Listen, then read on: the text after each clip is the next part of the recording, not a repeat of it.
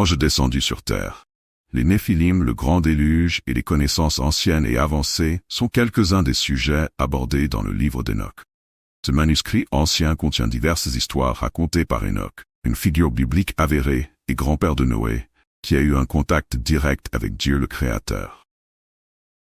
Le livre d'Hénoch est un ancien texte religieux hébraïque de révélation, traditionnellement attribué à Hénoch, l'arrière-grand-père de Noé. Contenu et origine. Le livre d'Hénoch comprend des explications sur l'origine des démons et des géants, pourquoi certains anges sont tombés, la moralité du déluge, ainsi que des prophéties sur le royaume millénaire du Messie. Les premières parties du texte datent d'environ 200 à 300 avant J.C., tandis que les dernières parties pourraient dater d'environ 100 avant J.C. Des fragments en araméen trouvés dans les manuscrits de la Mer Morte, ainsi qu'en grec et en latin, montrent que le livre d'Hénoch était connu des Juifs et des chrétiens Proche-Orient ancien. Il a également été cité par certains auteurs des premiers siècles, comme dans le Testament des 12 patriarches, et par les auteurs du Nouveau Testament, qui étaient familiers avec certains de ses contenus. Un passage du livre d'Hénoch est cité dans l'épître de Jude, Jude 14-15, et est attribué à Hénoch, la 7e génération depuis Adam. Influence et tradition. Bien qu'une partie du livre d'Hénoch ait survécu dans les manuscrits de la Mer Morte, il ne fait pas partie du canon biblique juif, sauf pour les Bêta Israël. Cependant, l'Église orthodoxe éthiopienne et l'Église orthodoxe érythréenne considèrent le livre d'Hénoch comme canonique, tandis que d'autres groupes chrétiens le considèrent comme non canonique ou non inspiré, mais potentiellement d'intérêt historique ou théologique.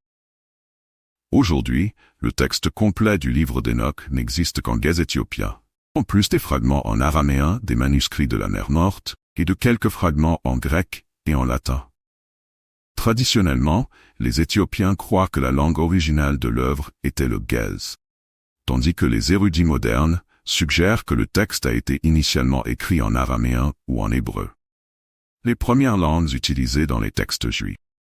Ephraim Isaac suggère que, comme le livre de Daniel, des parties du livre d'Hénoch ont été écrites en araméen et d'autres en hébreu, mais aucune version complète en hébreu n'a survécu.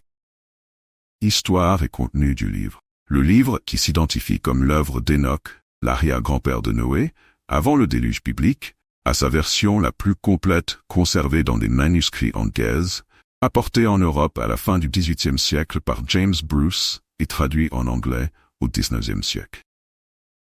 La première partie du livre d'Hénoch décrit la chute des veilleurs, des anges qui sont devenus les pères de géants en se croisant avec des humains. Le reste du livre raconte les révélations d'Hénoch et ses visites au ciel sous forme de voyages, de visions et de rêves. Le livre d'Hénoch complet est composé de 5 sections.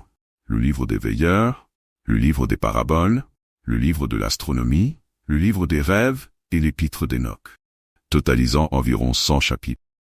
Ces chapitres racontent l'histoire d'Hénoch, le 7e ancêtre depuis Adam, père de Mathusalem et grand-père de Noé, le même Noé de l'arche biblique. Cependant, il ne s'agit pas de la même histoire que celle de l'arche de Noé dans la Bible.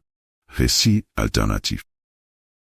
En fait, le livre d'Hénoch présente un récit complètement différent des événements qui ont conduit au grand déluge à l'époque de Noé, offrant une histoire éducative distincte. En termes bibliques, il décrit la narration des veilleurs, des anges déchus envoyés dans une ère ancienne et inconnue pour surveiller l'humanité. Cependant, ces veilleurs, au lieu de simplement observer, sont tombés amoureux des femmes humaines et ont rapidement sombré dans des comportements sexuels moralement corrompus.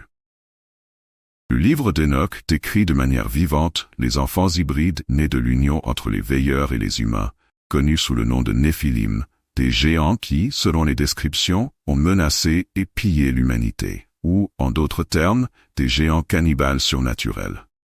Les dieux, furieux des actions des veilleurs, les ont emprisonnés dans une prison souterraine dans les profondeurs de la terre, avec Hénoch servant d'intermédiaire entre Dieu et les veilleurs emprisonnés.